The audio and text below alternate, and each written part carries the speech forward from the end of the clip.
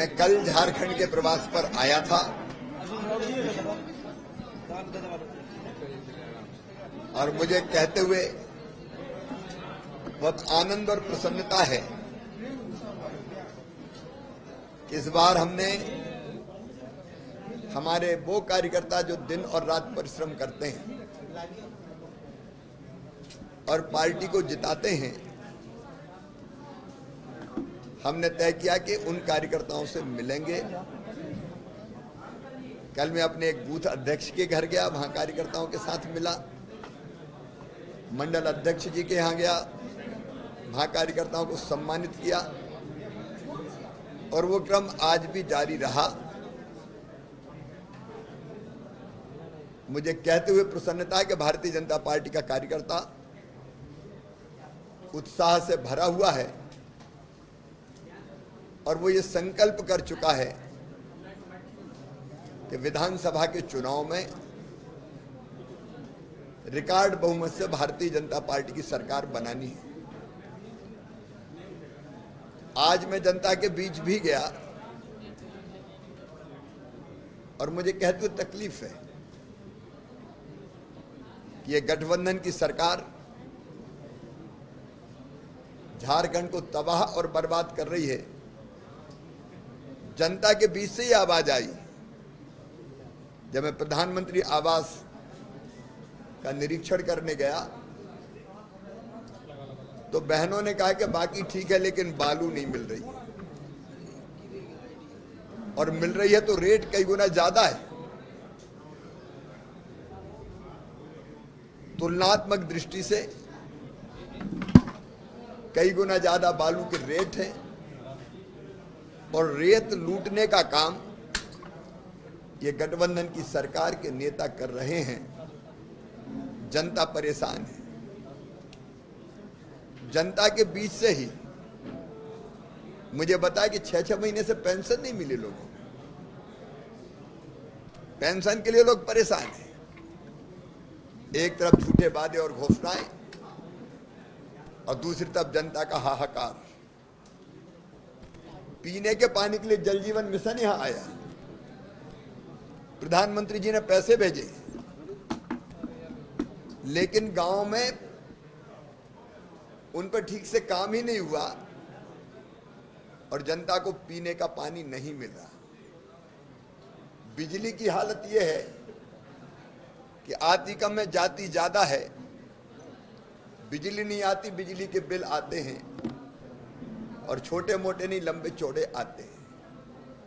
ग्रामीणों ने यह बताया कि 6-6, 7-7 घंटे भी बिजली नहीं मिल रही। ट्रांसफार्मर बिना लिए दिए बदले नहीं जाते और कोई भी काम हो इस सरकार में बिना पैसा लिए दिए नहीं होता। हर चीज के लगभग रेट फिक्स हो गए हैं। जनता त्रस्त है, परेशान है और चारों तरफ भ्रष्टाचार का राज है। और इसलिए भारतीय जनता पार्टी ने ये तय किया है कि जनता के मुद्दों को पूरी प्रखरता के साथ उठाएंगे। नौजवान मिले, पेपर लीक की बात करते हैं। कहां लाखों को रोजगार का वादा और कहां एक को रोजगार नहीं मिला। परीक्षाओं का नाटक हुआ तो पेपर लीक हुए। नौजवानों का भविष्य तबाह और बर्बाद कर दिया गया। और इसलिए जहां देखें अराजकता है, अपराध है, भ्रष्टाचार है। पार्टी अपना आरोप पत्र तैयार करने जा रही है और जल्दी उसमें सब बातें विस्तार के साथ आएगी।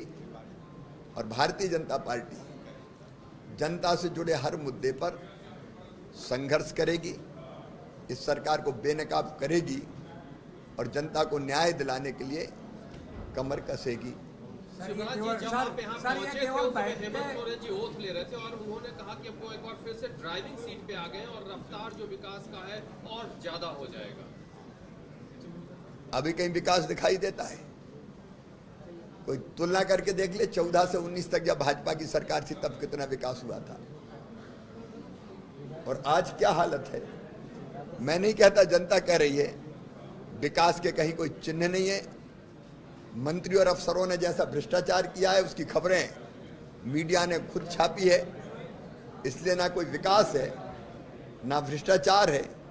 ये ड्राइविंग सीट केवल एक्सीडेंट करने के लिए है, जिसमें बर्बाद होती है तो केवल जनता होती है। सर, ये बैठकों का दौर आप लोग का प्रारंभ रहेगा या जो मुद्दे हैं उस पर चरणबद्ध आंदोलन की भी जरूरत है? मेरे प्रिय मित्र, हम केवल बैठक नहीं कर रहे। बैठक में तभी 1 घंटा आए हैं, बाकी केवल जनता के बीच रहे हैं, जिसमें मीडिया के मित्र भी हमारे साथ थे। बाकी रूपरेखा पार्टी ने बैठ के चर्चा की है, बनाई है। अभी हमारे कल से विधानसभा क्षेत्रों के सम्मेलन प्रारंभ हो रहे हैं, जिनमें हम अपने कार्यकर्ताओं को सम्मानित भी करेंगे। और उसके बाद युवा मोर्चा, महिला मोर्चे के आंदोलन तय हो रहे हैं, जिसकी तिथियां भी लगभग तय हो गई है। आपके सामने प्रदेश अध्यक्ष उपयुक्त अवसर पर आपको बताएंगे। शिवराज जी, सरकार के लोग कह रहे हैं कि यहाँ समय से पहले चुनाव हो सकता है। आप भी मानते हैं कि समय से पहले चुनाव होगा? और चुनाव तय करना भारतीय जनता पार्टी का काम नहीं है, चुनाव आयोग तय करेगा। बहुत बहुत धन्यवाद। अब मुझे निकलना पड़ेगा। 5 पे फ्लाइट है। आप मिलते रहेंगे। कैसा लगा दूसरा अद्भुत भोजन था। अब क्या है बोलिए। नीचे करिए ना माइक पर।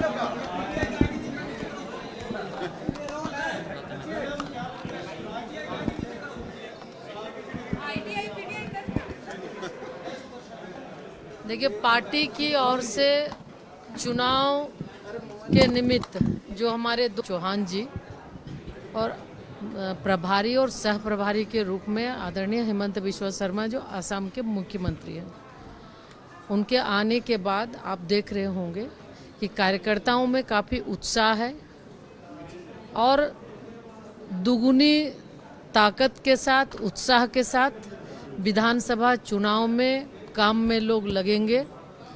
और जिस तरह से, चूंकि उनका जितना अनुभव है, पुराना अनुभव आदरणीय शिवराज सिंह चौहान जी का, लगातार मुख्यमंत्री का, और संगठन के कार्य में काफ़ी दक्ष हैं, तो निश्चित तौर पे उनका अनुभव का लाभ हम सब झारखंड वासियों को मिलेगा। और आने वाले समय में जो एक हमारा लक्ष्य है डबल इंजन सरकार की, तो निश्चित रूप से झारखंड में हमारी सरकार बनेगी।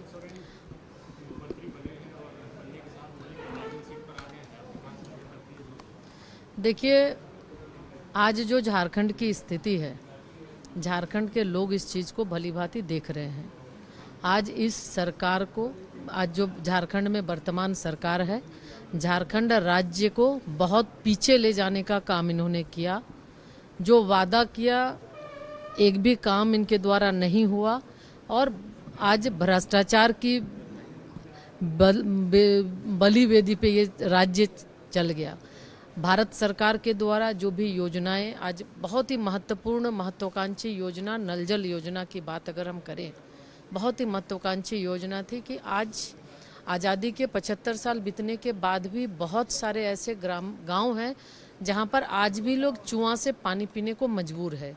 तो इन सारे चीज़ों को देखते हुए माननीय प्रधानमंत्री जी ने एक महत्वाकांक्षी योजना नल जल योजना की शुरुआत की थी कि हर परिवार को शुद्ध पेयजल नल से जल के माध्यम से देंगे। महत्वाकांक्षी योजना जो एक एक व्यक्ति के लिए था, व्यक्ति के हित के लिए था, स्वास्थ्य के लिए था, उसको भी इन्होंने नहीं छोड़ा और ये भी भ्रष्टाचार की बलि पे चढ़ा। और आज ये कहते हुए बहुत दुख होता है कि आज जो भी नल जल योजना है, अगर हम देखें तो पूरे राज्य के अंदर कहीं भी योजना की शुरुआत हुई, इन्होंने फीता काटा, उद्घाटन किया, लेकिन शायद 10 दिन भी उस योजना से पानी नहीं मिला। कहीं कहीं पर हम देखें तो काम चल रहा है, चलते चलते कहीं पानी टंकी बैठ जा रहा है। और मैंने इस तरह से पूरे तरह से देखें तो इस योजना को लूटने का काम, इस योजना का जो भी पैसा है उसको बंदरबाट करने का काम इस सरकार के द्वारा किया।